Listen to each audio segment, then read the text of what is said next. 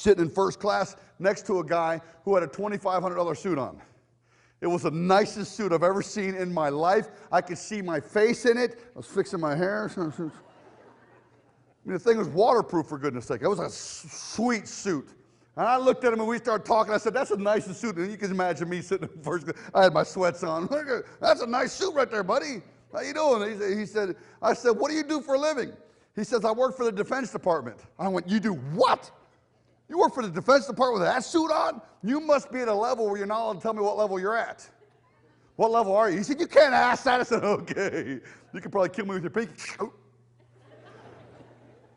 And we started talking and laughing. I was talking about different things that are going on around the world and so. Then he breaks in with the question that I wanted him to ask the whole time. He says, well, what do you do? I said, I'm an evangelist. I go around the country telling people about Jesus, how they can be forgiven of their sins. And I got that little gospel thing in there real quick. He says, my best friend's born again. Guess what I said? I said, why aren't you? Isn't that what he wanted me to ask? He said, no one can answer my questions. I said, hey, we've got an hour-and-a-half flight from Atlanta to New Orleans. Why not? Just go ahead and shoot and fire away. And he starts asking me these questions about uranium dating and the argon phosphorus techniques and carbon-14. And I studied every one of these questions. And the Lord had given me favor to have been able to answer quickly, every one of them. Then I took him through what I'm getting ready to show you. I call it the circle of reason. I took him through this concept of proving the existence of God, proving, well, here's how I'll do it. I'll draw it on the board here so you can keep notes here and keep track of what I'm saying here. What I start with is I start with God at the top. I start with God. Then I do at 6 o'clock, I put the name Jesus. No, that's at 3 o'clock, sorry, 6 o'clock is. Listen, if it wasn't for football, I never would have played. Y'all leave me alone, shut your faces, that's horrible.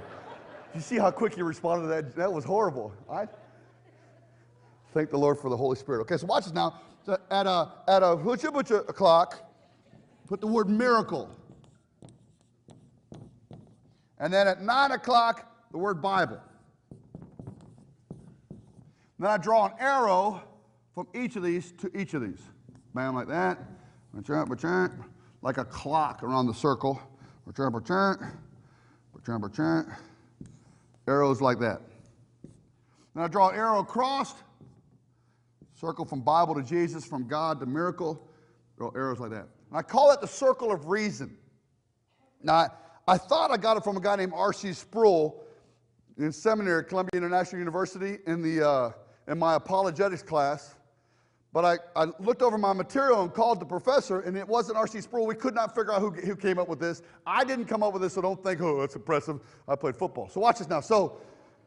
But this is one of the most impressive ways for me to share with people. The Lord has given me favor to have led a lot of atheists and agnostics and skeptics to the Lord by using this one little diagram. This diagram is powerful because once you break into it, you're in.